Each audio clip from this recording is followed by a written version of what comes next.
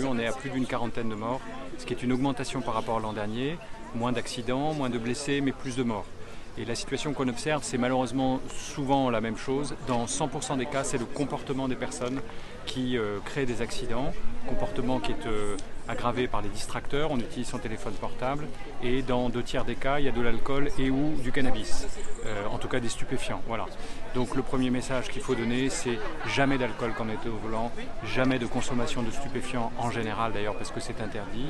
Et puis il y a des vies derrière tout ça. Donc ce qu'on fait là aujourd'hui, c'est qu'on travaille beaucoup avec l'éducation nationale dans la sensibilisation des jeunes, dès l'école, mais les collégiens, les lycéens qui vont ensuite passer leur permis, parce que c'est eux qui vont prendre la route demain. Ils peuvent aussi vis-à-vis de leurs parents être des messagers sur le risque qu'il y a. Ils sont souvent des victimes, parce que les victimes les plus vulnérables, ce sont aussi des piétons qui peuvent être accidentés par des voitures imprudentes. Donc voilà, c'est de la responsabilisation de l'éducation. Il y a plus de tués effectivement, et voilà, même si après les pourcentages ne veulent rien dire, chaque vie humaine perdue est un drame. Donc de toute façon, pour moi, le seul objectif qui pourrait nous réjouir, c'est 0 mort.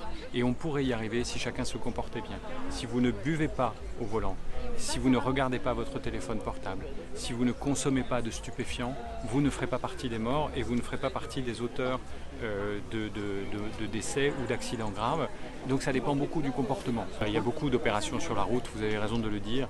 Les policiers, les gendarmes sont très présents, vous le voyez. Ce sera évidemment le cas ce week-end, comme à chaque fois, parce que c'est la sécurité de nos concitoyens qui en dépend. Et on va dire, si vous roulez en sécurité sur la route, c'est aussi parce qu'il y a des contrôles qui verbalisent et qui sanctionnent les personnes qui ne se comportent pas bien. Donc oui, il y a des contrôles sur la vitesse, il y a parfois des vitesses excessives, extravagantes, et puis aussi des contrôles sur l'alcoolémie et sur les stupéfiants. Et il faut savoir que quand on a consommé des stupéfiants, un mois après, on peut encore avoir des traces. Donc vous perdrez votre permis si vous consommez des stupes. Donc les stupes, c'est non. Il y a beaucoup de radars sur notre île et il y a des plans d'équipements successifs qui reviennent. Alors c'est parfois soumis à des marchés nationaux, à des déploiements nationaux, etc.